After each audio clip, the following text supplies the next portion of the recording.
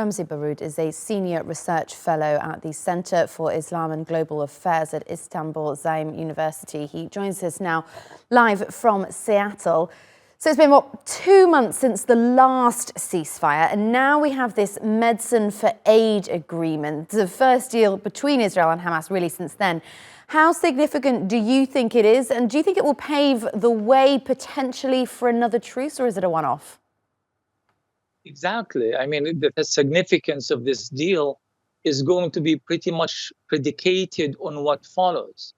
And I doubt that it's a one-off sort of thing, simply because I don't think Hamas or any other resistance group in Gaza would agree to any sort of concession if they did not realize that there is some kind of a political horizon.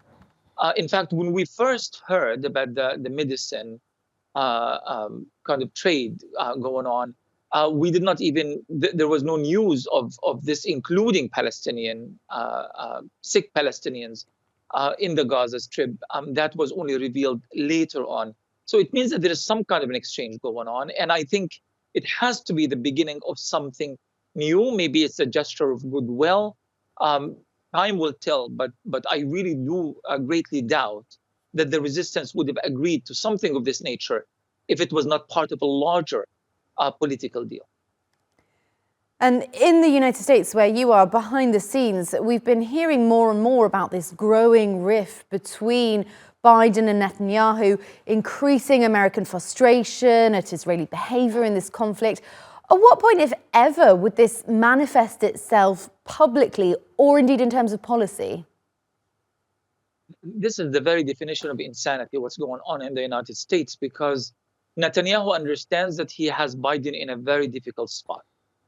Let's be very clear, though. I mean, Biden is very much pro-Israel, and he has himself declared, he loves to declare that publicly, that I am, you don't have to be Jewish to be a Zionist. I am not Jewish, I'm a Zionist. He does this everywhere he goes. So this is not an issue of Biden being anti-Israel or having any sort of historical rift with Israel, unlike Barack Obama, for example.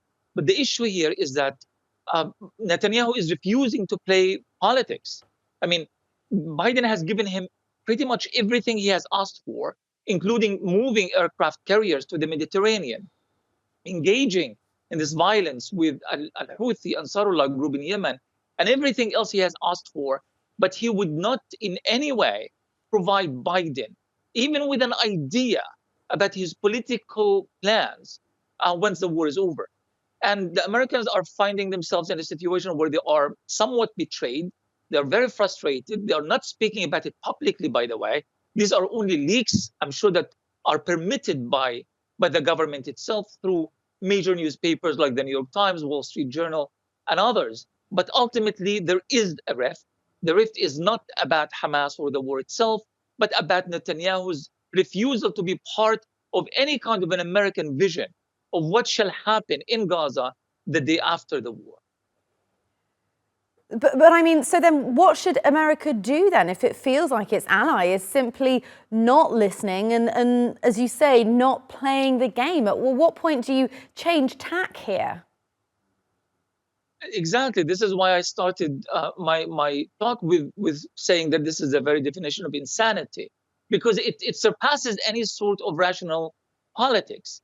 Netanyahu is not being a rational political actor, not within his own political sphere in Israel itself, and definitely not in terms of his relationship with Washington and his other Western allies. But they are letting him get away with it, and that's really the big question mark.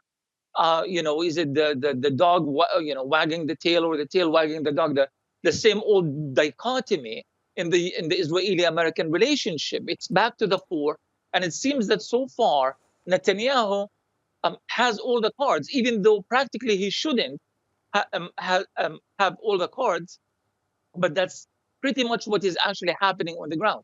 He's controlling all the rules of the game, and nobody seems to dare, especially during these election seasons in Washington, nobody seems to dare to confront him, point the finger, or just give him an ultimatum.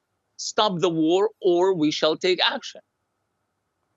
Absolutely. Ramzy Baroud from Seattle, thank you very much for joining us.